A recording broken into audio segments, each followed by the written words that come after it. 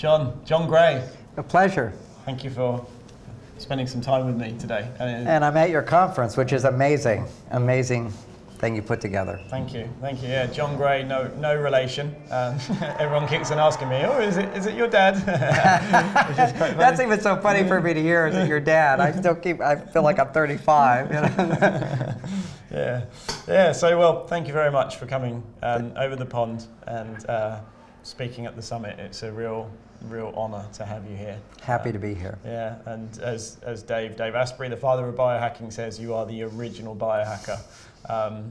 And obviously we've met before, and I know your work very well, as do pretty much everyone in my life, and everyone here as well. It's like my sister-in-law yesterday just couldn't believe she spent some time with you. She was well, I want to say they don't know my most recent work. So many people know men are from Mars, women are from Venus, but it's the culture has changed. So some of our insights for having lasting love, great sex, passion, romance, all that stuff, we need to have new insights. Yeah, Beyond Mars and Venus. Beyond Mars and Venus is the new book, yeah. So, okay, well, we'll come on to that in a minute. So, I mean, how would you define what it is you do specifically? Like for the people the very rare person that doesn't know who you are. Real simple is that we live in a culture that says men and women should be equal. And equal doesn't mean sameness. So what's happened today is that as women have become more independent, which is great, they often lose touch with their feminine qualities. So I help define femininity and masculinity. So when a woman is unhappy, 90% of the time it's because she's not generating enough feminine energy. What does that mean? And actually it's biological, it's hormonal. At certain times of the month, it means how to generate more estrogen through your relationships and how to generate more progesterone by doing what you want to do. And that's appropriate to different times in her cycle. For men, it's more about understanding what are the symptoms when your testosterone is turning into estrogen, because estrogen too much causes men's testosterone to go down. And that's how to increase masculine energy, how to increase feminine energy. That then creates more attraction and stimulation in the relationship. So that's what I'm doing. My commitment is to teach people how to create more love in their life, which then is supported by biology. So I'm really into all the nutritional hacking as well. That's why he says I'm the original hacker. I've been telling people, you know, for 30 years, you know, you've got to have these relationship skills, but then you have to have also the extra nutrition, because our life is draining us. The poor food, the stress levels deplete us of important nutrients that if we add to ourselves, we can now perform at a higher level. But not from the perspective of taking a drug, which does it for you, but providing what you need to appropriately respond to the right behaviors for you at that time of the month, so to speak, or that time of the day for a man. That's perfect. I mean, my next question, and I'm going to go off a little bit with this, but it's like, how do you think this fits into the health optimization mindset? But I would like to ask the man himself, or say to the man himself, is how I think before asking you, if I may. Because one of the things that distinctly was very interesting for me in having such a strong psychological background is that how everyone seems, not everyone, but many people seem to say, oh, she just doesn't understand me, or I just don't understand her, and the communication is like that. Now, the communication within relationships, because of the Mars-Venus mindset and why, and I think the book is incredible, obviously, for doing that, and having good relationships equals better hormone balances and a better life, which means better health. And then also coming in from the nutritional side as well, and I know your supplements, and you've let me have some in the past, and I know like Tonkat Ali, for instance. Oh, super one, yeah, it is. Great. Definitely. And it's nice that you're going, well, actually, I'm a kind of a health optimizer or a biohacker, however you want to label it, through relationship, health, and supplements, nutrition, health, and that's how it comes together. Yes. So, I mean, you would agree with that, I guess? Oh, totally. We have a huge epidemic of ADHD issues for men and women.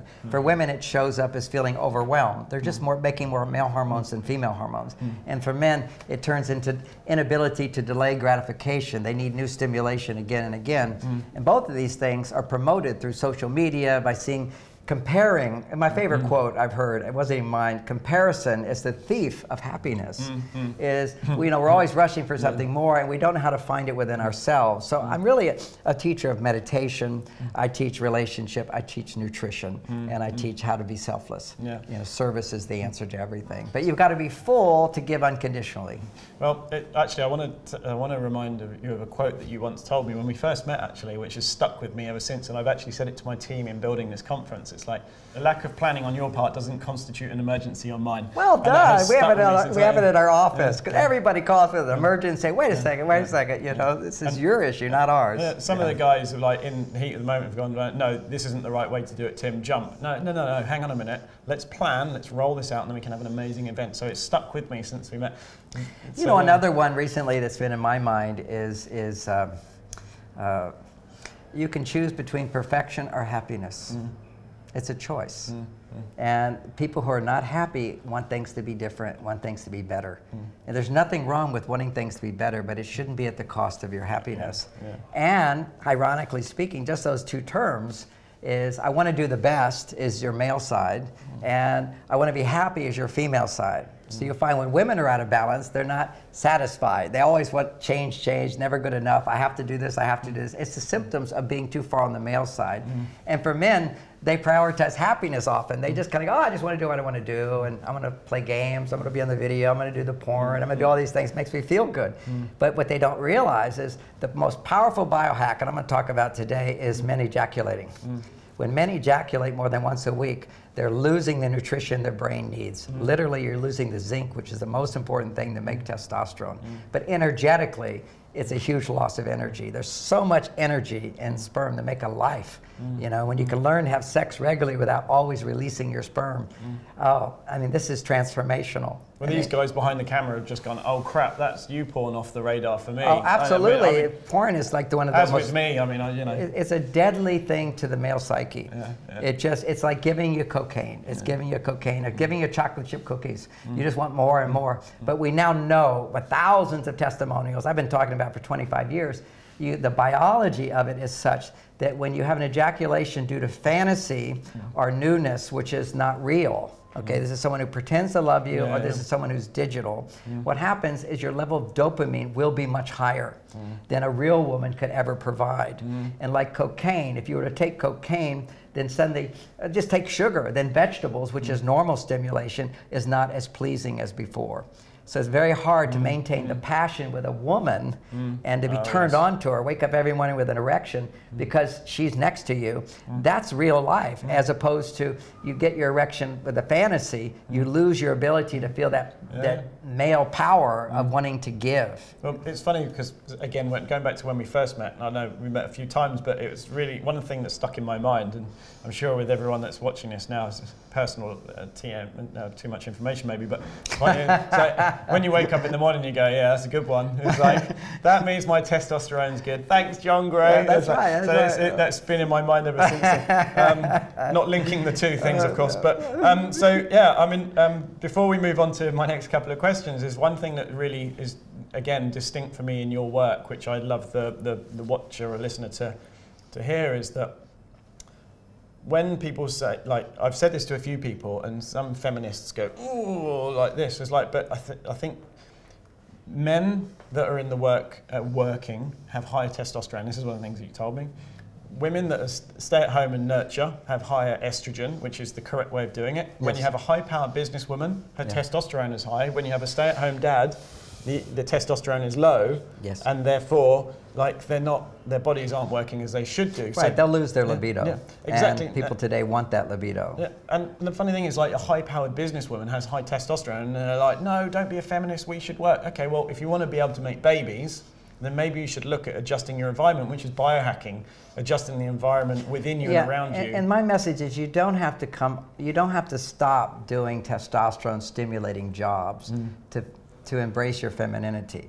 This is the beautiful thing about it. If she's a policewoman doing dangerous work, for example, or running a company, anything that has to do with risk and danger, emergency, time restrictions, that stimulates testosterone. That's a good thing for men. it's a good thing for women if they also anticipate going home to a relationship which is loving, that supports her in specific ways that I've outlined that help her to reconnect with her more vulnerable, sensitive, emotional side. The problem with that is when you're in the work world as an executive, you're constantly diminishing your female feelings to the extent you don't even feel them. So you say to your wife, how are you feeling? She says, I got this to do, I got this to do, I got this to do. And she can't even connect with those emotions of vulnerability, which then can open her up to experiencing higher levels of orgasm, which is so, so important if you want to make love. You know, everybody wants to have a loving relationship, a passionate relationship. Then you need to make love. Sex is to make love. It's the only person I get naked with, who I share everything with. That just awakens all this energy inside of us. If you put it in the spiritual context, you know, some beautiful phrases, let go and let God. Well, let go means let go of the persona of I'm wearing these clothes, I'm wearing this outfit, I have to be a certain way, I have to hide myself. When you don't have to hide anything and you can be totally naked with somebody, physically is the way we used to be, now to be physically and emotionally naked. And that's what women need to do to get back to their female side. It's the most powerful way to get back to their female side. And also mentally naked, which is to be able to express your point of view without making somebody else's point of view wrong. See, in America, you can see it so much, maybe here too, that if you're a Republican, you can't hear a Democrat. If you're a Democrat, you can't hear a Republican. There's just no peace between different points of view. We've lost the ability to, we polarize so much that we cannot stand another point of view to take the time to understand and disagree without being upset. We require everything my way, and that's this instant gratification society is I want it now, I want it now. I don't have the space to allow someone to be different. And that ultimately is what allows couples, if women know how to come back to their female and men know how to come back to their masculine, then they can create this distance that will always create a coming together, a desire to come together. But if they go reversal, there's no desire to come together.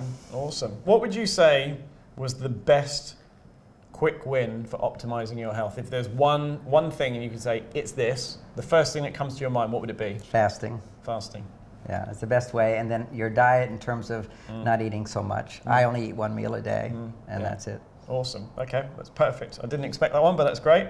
And I would say also the supplement lithium orotate. Without a doubt, it's so cheap. And you can't buy it here, can you, in England? I don't know. I get yours. Yeah, you guys, right. You guys hook me up with it. It's awesome. I've been taking it. Also, I don't know that we can ship to Europe anymore, but in England, because they have all these rules now. But if you have a friend in America, they can order stuff, and the friend can send it. But my office can't send it. They'll stop it. So, so what's the best story you've heard so far about what your work has done for someone? Like, if there's one story that sticks in your mind. Well, it just sticks in my head. I arrived here, and now it's 3 guys have walked up to me. John Gray, amazing, I'm amazed. I said, well, why? And they said, oh, I watched your YouTube video and you told me about lithium orotate. 3 people said that to me. It's just like it's such a, you know, you can go online and go YouTube, listen to my video on how to take it, whatever, but it's the cheapest supplement. It's not a drug. It's no side effects. It provides the brain what it needs to balance moods. But you need other things too. It's usually the missing ingredient because we have this high stimulation, high dopamine stimulation depletes you very quickly of lithium. So very interesting actually for me. There's an overlap within the mercury detoxification world, and obviously mercury, mad as a hatter, the saying.